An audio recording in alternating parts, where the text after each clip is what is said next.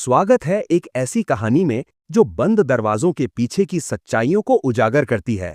एक ऐसी दुनिया जहां कुछ भी वैसा नहीं है जैसा नजर आता है। ये कहानी है मिली की, एक ऐसी लड़की जो अपने अतीत से भाग रही है और एक बेहतर भविष्य की तलाश में एक ऐसे घर में कदम रखती है जो बाहर से सपनों का महल लगता है, पर अंदर से वो एक भूल भुलैया है, राजों की और खतरों की।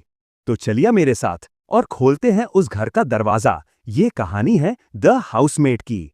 हमारी कहानी की नायिका है मिली कैलोवे। मिली कोई आम लड़की नहीं है। उसकी आंखों में एक अजीब सी गहराई है, एक ऐसी उदासी जो उसने दुनिया से छिपा रखी है। वो अपनी कार में सोती है, हर रात एक नई जगह, एक नया डर। उसका अतीत एक भारी बोझ की तरह उसके कंधों पर है। एक ऐसी गलती या शायद एक मजबूरी जिसकी वजह से वो आज इस हाल में है। उसे नौकरी की सख्त जरूरत है, एक ऐसी नौकरी जो उसे सिर छिपाने के लिए एक छत दे सके और 2 वक्त की रोटी। कई इंटरव्यू में रिजेक्ट होने के बाद जब उम्मीद लगभग दम तोड़ रही थी, उसे एक इंटरव्यू के लिए कॉल आता है। ये कॉल उसकी जिंदगी बदलने वाला था, या शायद तबाह करने वाला। ये घर था विंचेस्टर परिवार का। शहर के सबसे पॉश इलाके में एक शानदार घर के सामने मिली अपनी पुरानी खटारा कार से उतरती है। घर किसी महल से कम नहीं था। सफेद संगमरमर, बड़े बड़े शीशे की खिड़कियां और चारों तरफ फैला हुआ एक खूबसूरत बगीचा। मिली को एक पल के लिए यकीन नहीं हुआ कि उसे ऐसे घर से इंटरव्यू के लिए बुलाया गया है। उसके कपड़े साधारण थे और दिल में एक डर था कि क्या वो इस जगह के लायक है। दरवाजे पर घंटी बजाते हुए उसके हाथ कांप रहे थे। दरवाजा एक बेहद खूबसूरत औरत ने खोला। वो थी नीना विंचेस्टर। उसकी मुस्कान किसी हॉलीवुड स्टार जैसी थी। उसके बाल सूरज की रोशनी में चमक रहे थे और उसके कपड़े बेहद महंगे। तुम मिली हो? नीना ने अपनी मीठी पर थोड़ी अजीब सी आवाज में पूछा। मिली ने सिर हिलाया। जी मैडम। नीना उसे अंदर ले गई। घर अंदर से और भी ज्यादा आलीशान था। हर चीज अपनी जगह पर परफेक्ट थी, इतना परफेक्ट कि वो नकली लग रहा था। नीना ने मिली को सोफे पर बैठने के लिए कहा। इंटरव्यू शुरू हुआ। नीना के सवाल अजीब थे। वो मिली के काम से ज्यादा उसकी पर्सनल जिंदगी के बारे में पूछ रही थी। तुम्हारा कोई बॉयफ्रेंड है? तुम रात में बाहर घूमती हो? तुम्हारी कोई बुरी आदत? मिली ने ईमानदारी से जवाब दिया, हालांकि ये सवाल उसे असहज कर रहे थे। उसने अपने अतीत के बारे में झूठ बोला। उसने बताया कि वो एक अच्छे परिवार से है और बस अनुभव के लिए ये नौकरी करना चाहती है। वो ये नहीं बता सकती थी कि उसका कोई घर नहीं है और वो 10 साल जेल में बिता चुकी है। ये एक ऐसा सच था जो उसे कभी नौकरी नहीं मिलने देता। तभी ऊपर से रोने की आवाज आई। नीना की आंखों में एक अजीब सी झुंझलाहट दिखाई दी जो उसने तुरंत अपनी मुस्कान के पीछे छिपा ली। माफ करना, उसने कहा, वो मेरी बेटी है सेसिलिया। वो थोड़ी मुश्किल बच्ची है। नीना ऊपर चली गई। मिली अकेली ड्राइंग रूम में बैठी थी। वो उस घर की खामोशी को महसूस कर सकती थी, एक ऐसी खामोशी जिसमें बहुत कुछ दबा हुआ था। उसे लगा जैसे दीवारें उसे घूर रही हैं। थोड़ी देर बाद नीना वापस आई। उसके चेहरे पर अब भी वही नकली मुस्कान थी। तो मिली, उसने कहा, ये नौकरी तुम्हारी है, तुम कल से शुरू कर सकती हो। मिली को अपने कानों पर विश्वास नहीं हुआ। इतनी आसानी से? उसे लगा जैसे उसकी किस्मत का ताला खुल गया है। उसे रहने के लिए एक कमरा भी मिलेगा, एक छोटा सा अटारी में बना कमरा। पर मिली के लिए वो किसी जन्नत से कम नहीं था। अपनी कार में सोने से तो लाख गुना बेहतर था। उसने तुरंत हाँ कर दी। वो नहीं जानती थी कि वो हाँ कहकर सिर्फ एक नौकरी नहीं बल्कि एक जाल में फंसने के लिए राजी हो रही थी। अगले दिन मिली अपना छोटा सा बैग लेकर विंचेस्टर हाउस पहुंची। नीना ने उसे उसका कमरा दिखाया। कमरा वाकई बहुत छोटा था। छत इतनी नीची थी कि मिली को झुककर चलना पड़ रहा था। कमरे में बस एक पुराना बिस्तर और एक छोटी सी अलमारी थी। और सबसे अजीब बात, कमरे के दरवाजे पर बाहर से ताला लगाने का इंतजाम था। ये ताला बाहर से क्यों है? मिली ने हिम्मत करके पूछा। नीना हंसी। ओह वो बस ऐसे ही है, तुम उस पर ध्यान मत दो। और हाँ, एक नियम याद रखना, इस कमरे का दरवाजा कभी बंद मत करना, कभी नहीं। ये बात मिली को बहुत अजीब लगी। भला कोई ऐसा क्यों चाहेगा कि उसकी हाउसमेट के कमरे का दरवाजा हमेशा खुला रहे? पर उसने कुछ नहीं कहा। वो इस नौकरी को खोना नहीं चाहती थी। काम का पहला दिन शुरू हुआ और यहीं से मिली को समझ आने लगा कि ये घर और इस घर के लोग नॉर्मल नहीं है। नीना विंचेस्टर, जो कल तक एक परफेक्ट हंसमुख महिला लग रही थी, आज एक पूरी तरह से अलग इंसान थी। वो बात बात पर मिली पर चिल्लाती, घर में जानबूझकर गंदगी फैलाती और फिर मिली को डांटती कि वो ठीक से सफाई नहीं करती। वो नाश्ते में कुछ ऑर्डर करती और जब मिली वो बनाकर लाती तो कहती कि उसे तो कुछ और खाना था। एक दिन नीना ने अपनी महंगी ड्रेस पर जानबूझकर वाइन गिरा दी और इल्जाम मिली पर लगा दिया। तुम्हारी वजह से मेरी हजारों डॉलर की ड्रेस खराब हो गई। तुम जैसी लड़कियों को यही सिखाया जाता है, दूसरों की चीजें बर्बाद करना। मिली हैरान थी, वो कुछ बोल नहीं पाई, उसकी आंखों में आंसू आ गए। और फिर थी सेसिलिया, उनकी 9 साल की बेटी। वो अपनी माँ की परछाई थी। वो मिली से नफरत करती थी, उसे गंदे नामों से बुलाती, उसके काम में रुकावट डालती और अपनी माँ से उसकी झूठी शिकायतें करती। वो मिली के खाने में नमक मिला देती या उसके बिस्तर पर पानी फेंक देती। मिली के लिए हर दिन एक जंग जैसा था। वो हर पल अपमानित महसूस करती। उसे समझ नहीं आ रहा था कि वो क्या करे। नौकरी छोड़ दे, पर कहाँ जाएगी? वापस अपनी कार में? इस घर में बस एक ही इंसान था जो उसे थोड़ी उम्मीद देता था। वो थे mister Andrew Winchester. Andrew Nina का पति। वो एक हैंडसम, सफल और बेहद नेक दिल इंसान था। जब भी वो घर पर होता, घर का माहौल बदल जाता। वो मिली से बहुत प्यार से बात करता। वो हमेशा नीना के बुरे बर्ताव के लिए मिली से माफी मांगता। मिली, प्लीज नीना की बातों का बुरा मत मानना। वो ठीक नहीं है, उसकी कुछ दिमागी हालत ठीक नहीं चल रही। वो थेरेपी ले रही है। प्लीज थोड़ा सब्र रखो, मुझे तुम्हारी जरूरत है। तुम इस घर को संभाल रही हो। एंड्रू की बातों से मिली को हिम्मत मिलती। उसकी आंखों में मिली के लिए सम्मान था और शायद कुछ और भी। मिली को भी एंड्रू अच्छे लगने लगे थे। वो सोचती थी कि इतना अच्छा इंसान इस जैसी औरत के साथ कैसे रह रहा है। वो एंड्रू के लिए सहानुभूति महसूस करती थी। लेकिन इस घर में कुछ और भी था जो नॉर्मल नहीं था। घर में अजीब सी बेचैनी थी। मिली को अक्सर लगता कि कोई उसे देख रहा है। उसे पर्दों के पीछे से परछाइयां हिलती हुई महसूस होती। उसे रात में अजीब अजीब आवाजें सुनाई देती, कभी किसी के फुसफुसाने की तो कभी किसी के रोने की। और ये सारी आवाजें अटारी के उस कमरे से आती थीं, जिसके बगल में मिली का कमरा था। वो कमरा हमेशा बंद रहता था, उस पर एक बड़ा सा ताला लगा होता था। एक दिन मिली ने नीना से उस कमरे के बारे में पूछा। उस कमरे में क्या है मैडम? सवाल सुनते ही नीना का चेहरा सफेद पड़ गया। उसकी मुस्कान गायब हो गई। उसकी आंखों में एक खौफ दिखाई दिया। उस कमरे के पास मत जाना, उसने कांपती हुई आवाज में कहा। उस दरवाजे को छूना भी मत, समझी तुम? नीना का रिएक्शन बहुत ज्यादा था। मिली का शक और गहरा हो गया। उस बंद कमरे में ऐसा क्या राज था? दिन बीतते गए, नीना का व्यवहार और भी ज्यादा अजीब होता गया। वो कभी कभी घंटों तक अपने कमरे में बंद रहती और जब बाहर निकलती तो उसकी आंखें सूजी हुई होती, जैसे वो बहुत रोई हो। कभी कभी वो मिली से बहुत अच्छे से बात करती, जैसे वो उसकी सबसे अच्छी दोस्त हो, और अगले ही पल वो उस पर किसी जानवर की तरह चिल्लाने लगती। मिली को लगने लगा था कि वो पागल हो जाएगी। इस घर में एक और इंसान था जो ज्यादा बात नहीं करता था। वो था बगीचे का माली एंजो। एंजो एक इटालियन बूढ़ा आदमी था। वो किसी से बात नहीं करता था, बस अपना काम करता रहता था। लेकिन मिली ने नोटिस किया था कि वो उसे एक अजीब सी दया भरी नजरों से देखता था, जैसे वो उसे कुछ बताना चाहता हो पर बता नहीं पा रहा हो, जैसे वो उसे किसी आने वाले खतरे से आगाह करना चाहता हो। एक दोपहर जब नीना और सेसिलिया बाहर गए हुए थे और एंड्रू अपने काम पर था, मिली घर की सफाई कर रही थी। वो एंड्रू के स्टडी रूम की सफाई कर रही थी। तभी उसकी नजर एक दराज पर पड़ी जो थोड़ा सा खुला हुआ था। अंदर कुछ कागजात रखे थे।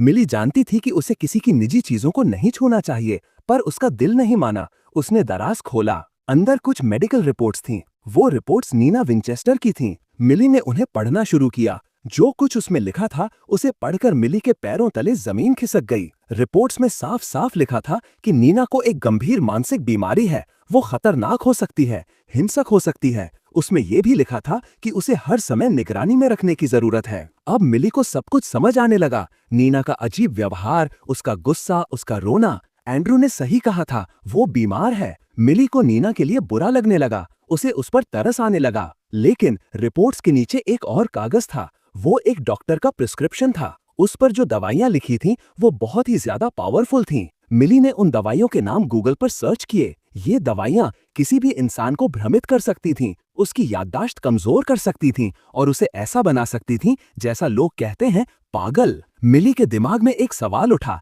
क्या नीना वाकई बीमार है या उसे बीमार बनाया जा रहा है? उसी रात कुछ ऐसा हुआ जिसने मिली को अंदर तक हिलाकर रख दिया। देर रात हो चुकी थी, घर में सब सो रहे थे। मिली अपने छोटे से कमरे में सोने की कोशिश कर रही थी, लेकिन उसे नींद नहीं आ रही थी। उसका दिमाग उन मेडिकल रिपोर्ट्स के बारे में सोच रहा था। तभी उसे फिर से वो आवाज सुनाई दी, बगल वाले बंद कमरे से किसी के सिसकने की, रोने की आवाज। इस बार आवाज बहुत साफ थी, कोई औरत धीरे धीरे रो रही थी। मिली का दिल जोर जोर से धड़कने लगा। कौन हो सकता है उस कमरे में? क्या नीना वहां है? पर नीना तो अपने कमरे में एंड्रू के साथ सो रही थी। हिम्मत करके मिली अपने बिस्तर से उठी। वो दबे पांव अपने कमरे से बाहर निकली। अटारी का गलियारा अंधेरे में डूबा हुआ था। वो धीरे धीरे उस बंद दरवाजे की तरफ बढ़ी। जैसे जैसे वो करीब जा रही थी, रोने की आवाज और तेज होती जा रही थी। वो दरवाजे के बिल्कुल पास पहुंच गई। उसने अपना कान दरवाजे से लगाया। अंदर से आ रही आवाज वो नीना की नहीं थी, वो किसी और की थी। एक ऐसी आवाज जिसमें बेबसी थी, दर्द था। तभी रोने की आवाज बंद हो गई और एक खरोचने की आवाज आने लगी, जैसे कोई अपने नाखूनों से दरवाजे की लकड़ी को खरोच रहा हो, अंदर से बाहर आने की कोशिश कर रहा हो। मिली ने अपनी आंखों से एंड्रू को अटारी के उस रहस्यमयी बंद कमरे में जाते हुए देखा था, जहां से किसी के रोने और खरोचने की आवाजें आती थीं। अब मिली के लिए कुछ भी पहले जैसा नहीं था। हर मुस्कान के पीछे एक सवाल था और हर खामोशी में एक खतरा। तो चलिए फिर से उस घर में दाखिल होते हैं और देखते हैं कि मिली अब क्या करेगी। क्या वो सच का पता लगा पाएगी या इस राज के जाल में और भी उलझ जाएगी? अगली सुबह सूरज की पहली किरण के साथ मिली की आंखें खुलीं, पर वो सोई ही कहां थी। पूरी रात उसकी आंखों के सामने बस वही एक मंजर घूमता रहा, एंड्रू, चाबी और वो बंद दरवाजा। उसका दिल डर और उलझन से भरा हुआ था। वो इंसान जो इस घर में उसका एकमात्र सहारा था, अब उसके सबसे बड़े डर का कारण बन गया था। उसे नीचे जाकर नाश्ता बनाना था, उसे एंड्रू का सामना करना था। वो हिम्मत करके सीढ़ियों से नीचे उतरी। किचन में एंड्रू पहले से ही मौजूद था, कॉफी बना रहा था। उसने मिली को देखकर अपनी वही दिलकश मुस्कान दी। गुड मॉर्निंग मिली, उसने कहा। रात को ठीक से सोई? उसकी आवाज में जरा भी शिकन नहीं थी। वो बिल्कुल नॉर्मल लग रहा था, इतना नॉर्मल कि मिली को एक पल के लिए खुद पर शक होने लगा। क्या जो उसने रात में देखा वो कोई बुरा सपना था? जी सर, गुड मॉर्निंग, मिली ने बमुश्किल अपनी आवाज पर काबू पाते हुए कहा।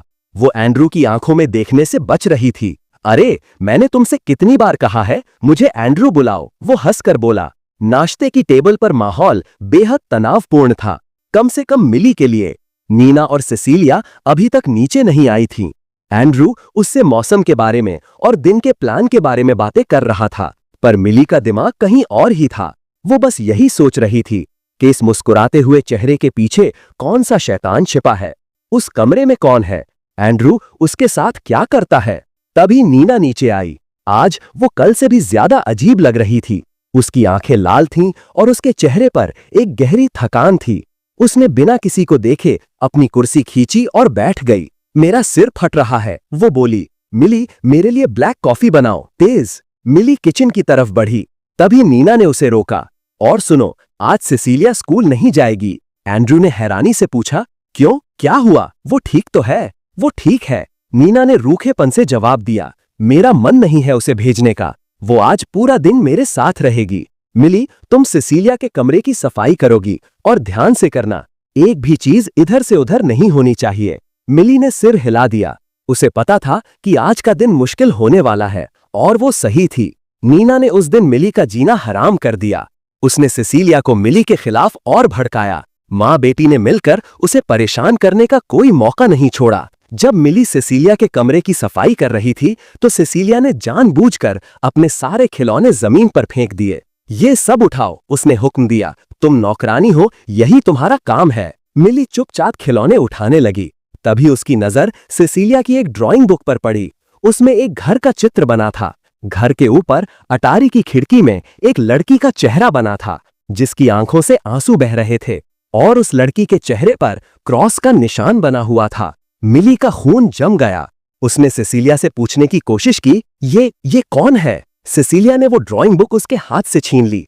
तुम्हें इससे मतलब नहीं, वो चिल्लाई और भागकर अपनी माँ के पास चली गई। मिली को अब यकीन हो गया था कि इस घर में कोई और भी है, एक कैदी। उसने फैसला किया, वो और चुप नहीं बैठेगी, वो इस राज का पता लगा कर रहेगी। उसकी पहली उम्मीद था एन्जो, वो खामोश माली। शाम को जब नीना और सिसिलिया अपने कमरे में थे, मिली बगीचे में गई।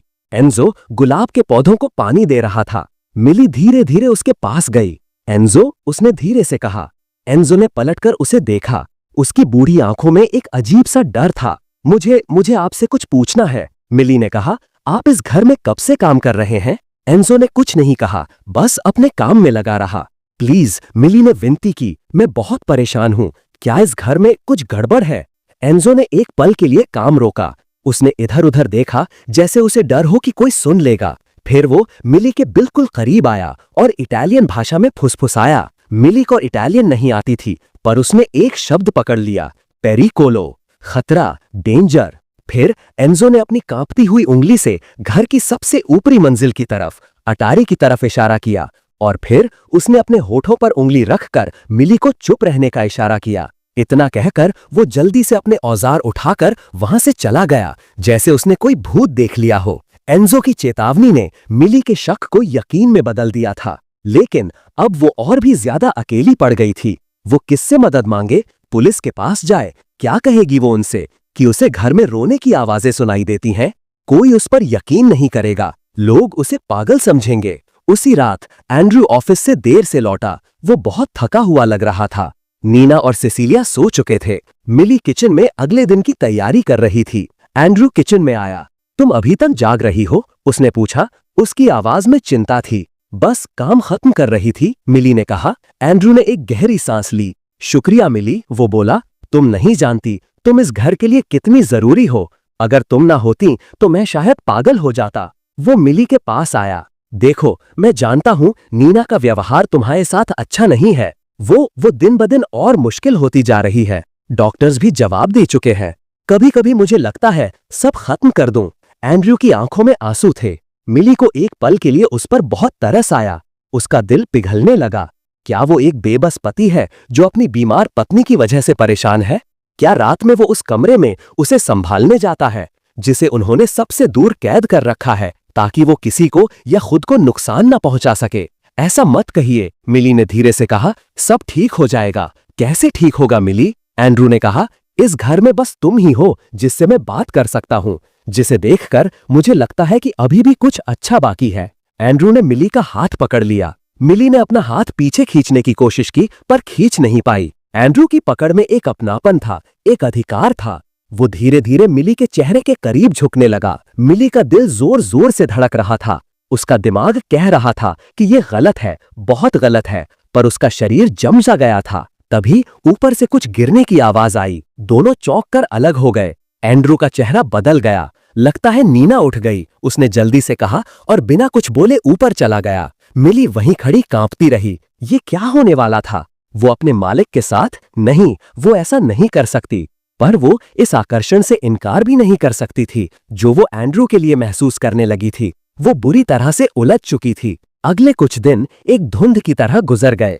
एंड्रू मिली पर और भी ज्यादा मेहरबान हो गया था। वो उसके लिए छोटे छोटे तोहफे लाता, उसकी तारीफ करता और उसे ये महसूस कराता कि वो कितनी स्पेशल है। और नीना का पागलपन बढ़ता ही जा रहा था। एक दिन नीना ने हद पार कर दी। मिली को अपनी माँ की एक पुरानी तस्वीर बहुत प्यारी थी। वो उसकी एकमात्र निशानी थी। उसने उसे अपने छोटे से कमरे में रखा हुआ था। एक दोपहर जब वो सफाई करके अपने कमरे में लौटी तो उसने देखा कि वो तस्वीर फटी हुई जमीन पर पड़ी थी और उसके टुकड़े टुकड़े हो चुके थे। वहीं नीना खड़ी मुस्कुरा रही थी। ओह, ये फट गई, उसने मासूमियत से कहा। लगता है हवा से गिर गई होगी। मिली का दिल टूट गया। उसकी आंखों से आंसू बहने लगे। ये हवा से नहीं हुआ था, ये नीना ने किया था, जानबूझकर, उसे तोलने के लिए। उस पल मिली के अंदर का सारा डर, सारी उलझन खत्म हो गई। उसकी जगह अब एक ज्वाला जल रही थी, गुस्से की और बदले की। अब बहुत हो चुका, वो अब और बर्दाश्त नहीं करेगी। उसने फैसला कर लिया, वो आज रात उस बंद कमरे का राज जानकर रहेगी, चाहे जो हो जाए। वो सच का सामना करने के लिए तैयार थी। उसे जानना था कि उस दरवाजे के पीछे कौन है और विंचेस्टर परिवार का असली चेहरा क्या है। रात होने का इंतजार शायद उसकी जिंदगी का सबसे लंबा इंतजार था।